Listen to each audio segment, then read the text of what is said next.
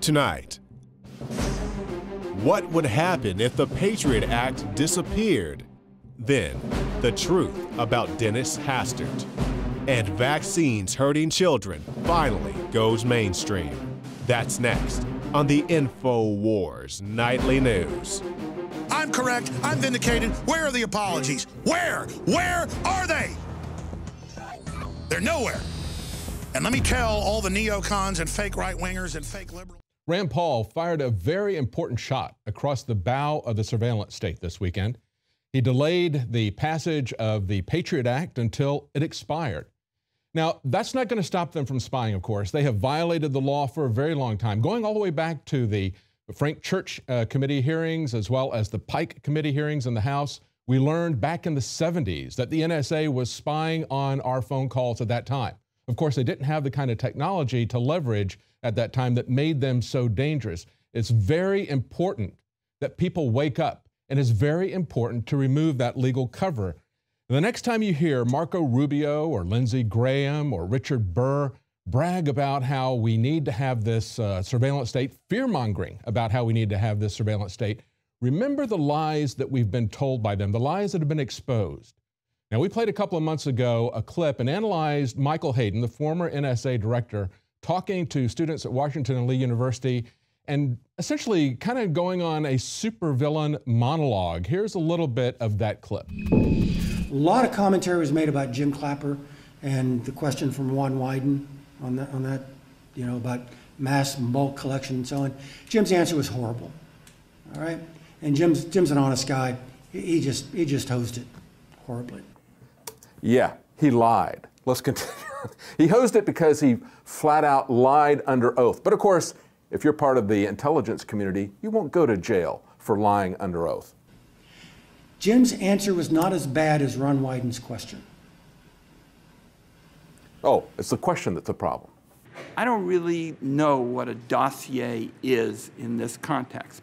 So what I wanted to see is if you could give me a yes or no answer to the question, does the NSA collect any type of data at all on millions or hundreds of millions of Americans? No, sir. It does not. Not wittingly. There are cases where they could inadvertently, perhaps, collect, but not wittingly. Everyone on that dais knew the correct answer to that question. Everyone behind everyone on that dais, the staffers, knew the answer to that question. They all knew the 215 program. Ron Wyden was trying to trick Jim Clapper into making an admission of classified information that Ron Wyden didn't have the courage to make himself. Okay, so he says that all the senators, all their staffers knew that the 215 program was being abused. And I agree with him. Ron Wyden should have come out and said it. But I think it's a bit more interesting to hear the head of the NSA lie to Congress, lie to the American people. The whole program is a lie. The way that they're using the 215 section that they were given under the Patriot Act, even if that were constitutional, they're still exceeding their authority because that was supposed to be going after people that essentially you could get a search warrant for. Although you didn't have to go before a real judge, you just had to go before the FISA judge. But listen to what else he has to say. Why was Wyden trying to get Clapper to say what he was saying? Because Wyden, in the committee, was losing the vote on 215 consistently 15-2. So you put those two clips together and you understand that all the senators knew what was going on that were in the Senate Intelligence Committee. They knew that 215 was being abused, that they were going beyond their legal authority, which went beyond their constitutional authority. Their staffers knew. And Ron Wyden could not get them to do the right thing.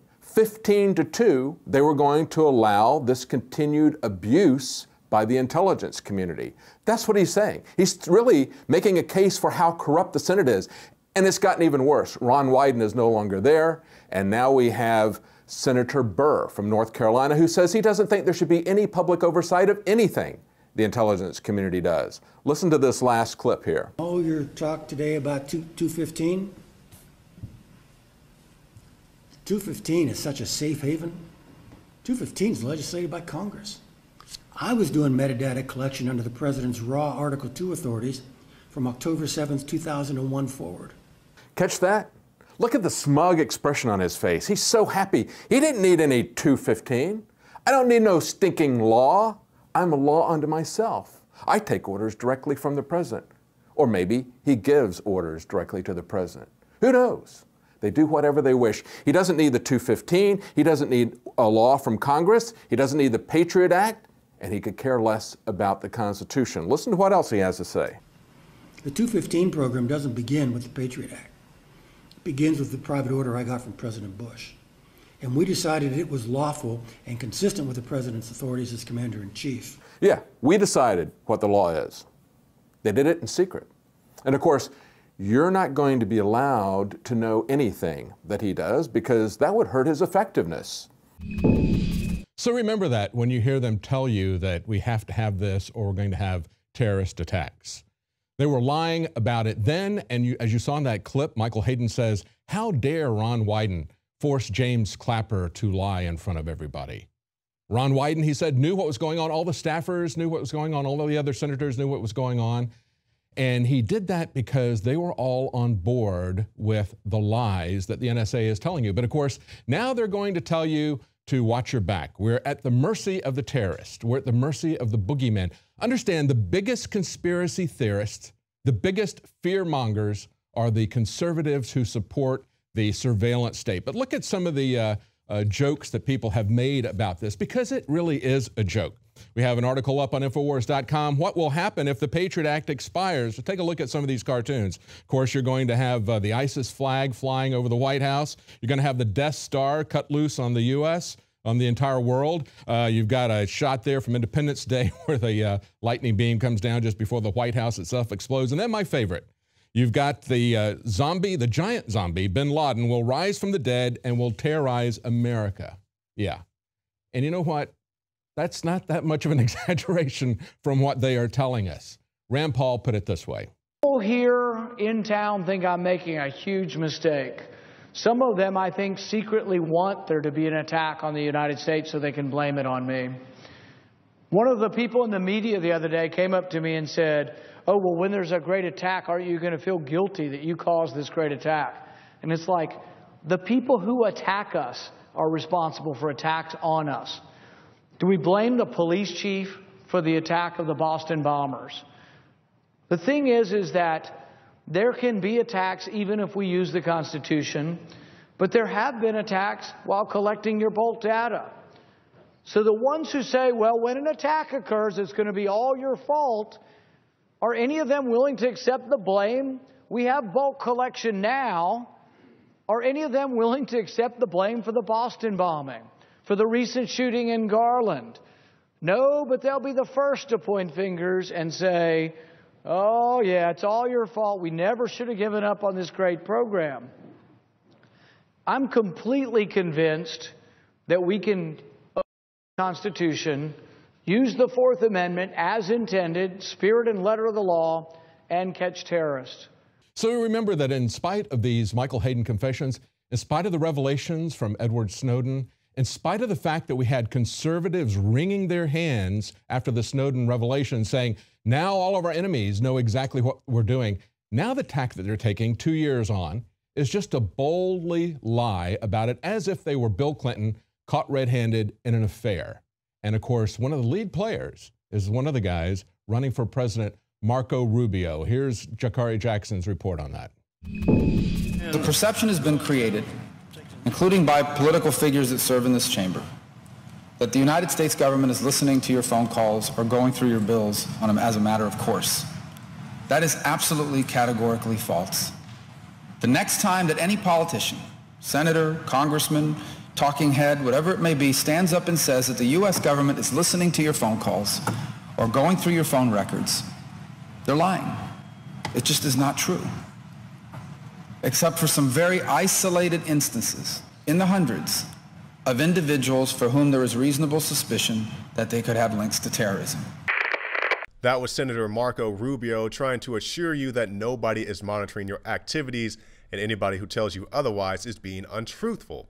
Well, I'm very curious if Mr. Rubio knows about the remarks of the former CIA chief in Wired magazine bragging about how they'll spy on you through your dishwasher. And I'll be the first person to tell you, I don't believe everything that comes out of the CIA, but I can believe this because it wasn't something that they got caught doing and had to own up to it. It was something that they were bragging about and actually very proud of. Yes, there are people who do terrorist activities who are being monitored, but plenty of everyday people as well. And I'm limiting my list of examples to a few. There are plenty other ones that you guys can easily find on the internet. Just look into, there's actually a movie that came out, Terms and Conditions May Apply, where there's a gentleman, I believe he was a writer for CSI or one of those crime stories or crime shows, and he was doing searches on how to murder somebody and get away with it, and somebody shows up to his house. You're trying to kill your wife. This really happened, and that's just one example. But now let's talk about things that happened around the Boston bombing. We'll start with this clip. Anyway, now I guess it was a voicemail. They could try to get the phone companies to give that up at this point. But if it's not a voicemail, it's just a conversation. There's no way they actually can find out what happened, right? Unless she tells them. No, there is a way. We certainly have ways in national security investigations to find out exactly what was said in that conversation. The point I'm trying to make with this clip is that these guys had their conversations recorded before they were listed as suspects. It's not just the Tsarnaev brothers, it's you as well. And anybody said, well, I don't care about that because they're guilty of sin or whatever else. Well, how about this lady? This is a woman in Long Island. Her family had a visit by police officers because after the Boston bombing, they just happened to be searching for pressure cookers and backpacks. And then John Law came and knocked on their door. Once again, these people were no official suspects in any crime, which means people were monitoring their activities. And that's just one example. So with that being said, any of these guys who are trying to convince you, including Marco Rubio, that nobody is monitoring your telephone conversations or your internet traffic or looking at the things on your phone, if they wanted to, could they do that? Absolutely.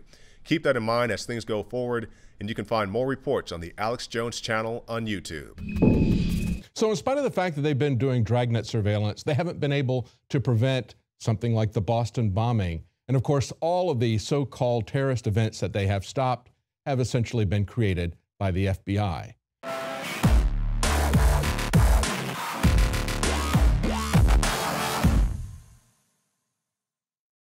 Another major health threat, this one in Toledo, Ohio, where everybody in the entire city has been told not to drink the water. Ohio's governor declaring a state of emergency. Did you know that the average person uses about 80 to 100 gallons of water at home every single day? If there's a water emergency, will you be prepared? Panicked residents forming long lines throughout the day. We're here at a supermarket in Toledo. You can see the shelves empty where water once was. To stay safe and healthy during a crisis, you must have access to safe, clean water. Water which will not be available at your local grocery store. There's a mad dash on right now to stock up on supplies. The ProPure Pro 1 G2.0 water filtration system is a must-have for every modern, independently minded household. Protect your family's safety during an emergency. Go to InfoWarsStore.com today to purchase your ProPure Pro 1 G2.0 water filtration system or call 1-888-253-3139. News. I'm correct. I'm vindicated. Where are the apologies? Where are they? They're nowhere. And let me tell all the neocons and fake right-wingers and fake liberals. Rand Paul fired a very important shot across the bow of the surveillance state this weekend. He delayed the passage of the Patriot Act and made them so dangerous. It's very important that people wake up, and it's very important to remove that legal cover. The next time you hear Marco Rubio or Lindsey Graham or Richard Burr brag about how we need to have this surveillance state, fear-mongering about how we need to have this surveillance state, remember the lies that we've been told by them. Tonight, what would happen if the Patriot Act disappeared? Then, the truth about Dennis Hastert. And vaccines hurting children finally goes mainstream. That's next on the InfoWars Nightly. Until it expired. Now, that's not going to stop them from spying, of course. They have violated the law for a very long time, going all the way back to the Frank Church Committee hearings, as well as the Pike Committee hearings in the House. We learned back in the 70s that the NSA was spying on our phone calls at that time. Of course, they didn't have the kind of technology to leverage at that time that made the lies that have been exposed. Now, we played a couple of months ago a clip and analyzed Michael Hayden, the former NSA director, talking to students at Washington and Lee University and essentially kind of going on a supervillain monologue. Here's a little bit of that clip. A lot of commentary was made about Jim Clapper and the question from Ron Wyden.